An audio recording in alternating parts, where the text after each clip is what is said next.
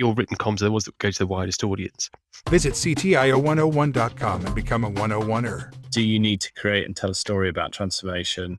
Is that a useful thing to do? Yeah, definitely. So if you read anything about communicating information, if you watch any TED Talks, anything that's super engaging, it's all about telling a story. And so the idea of setting the scene, talking about the opportunity, and then how you're going to get there, that's crucial. Being in the technical discipline that we are in, the ability to communicate is so critical at this leadership level.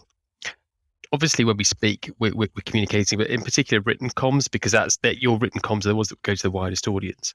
It's absolutely crucial. And try not to get drawn into overly detailed, overly technical communications. People don't read them. And the industry that we work in, everyone writes really long emails. Ollie is a bit of a master at this. You're very, very good at getting the complicated story, not just in presenting, but in the written. If I could just give you a little anecdote. Please. I was in the unfortunate situation where there was a service outage, and the little comms that goes out, to everyone.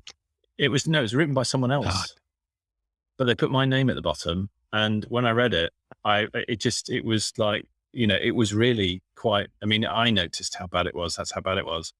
But in a firm that has a lot of people that are into detail and grammar, and grammar and all the rest of it, that really, really was a bit of a body blow. Yeah. So my advice would be also write your own slides, write your own comms. Genuinely, even if you've got people that can do it for you, just do it yourself. You're right. Know your stuff. It makes it, because it's authentic, isn't it? The worst thing is you see someone sat there trying to force out the words that have come from someone else. I think in our roles, it's really important that you take the opportunity to craft a sort of a tone of voice, if you can, and have consistency in that.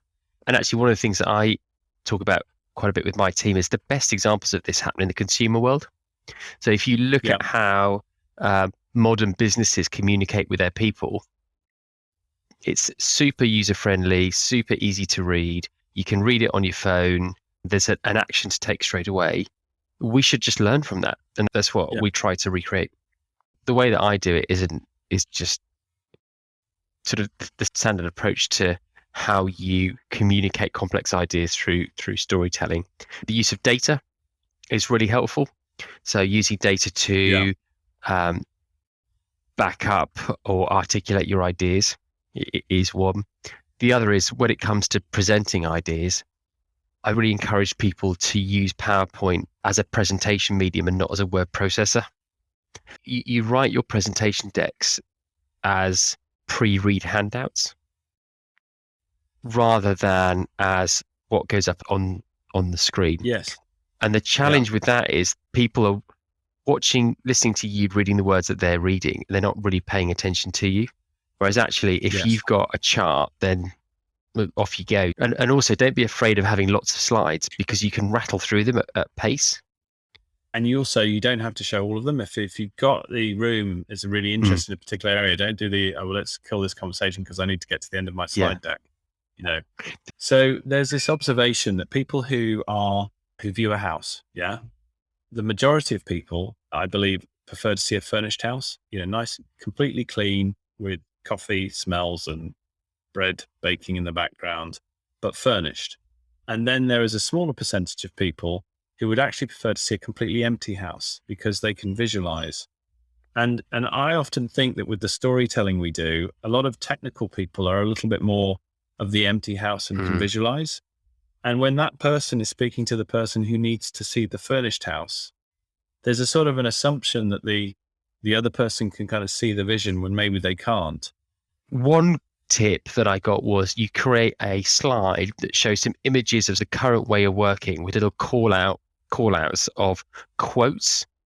So for example, I can't print at home. I can't get the data I need. My laptop's too heavy, whatever all those things are. So you create this little picture board that people recognize, they can relate to. So they see the words and the phrases that they imagine. And then you go to how could it look, and you just use imagery. So you show this is what it could look like, but just the use of imagery, and that's back to telling stories. So I as a viewer of that presentation go, yeah, I recognize me in that scenario. Great, I can imagine myself in this new scenario. Once you're bought into that, you then go, how do we get there? And that's when you go, boom, here's your transformation plan. CTIO 101, a part of Tech Decisions Made Good.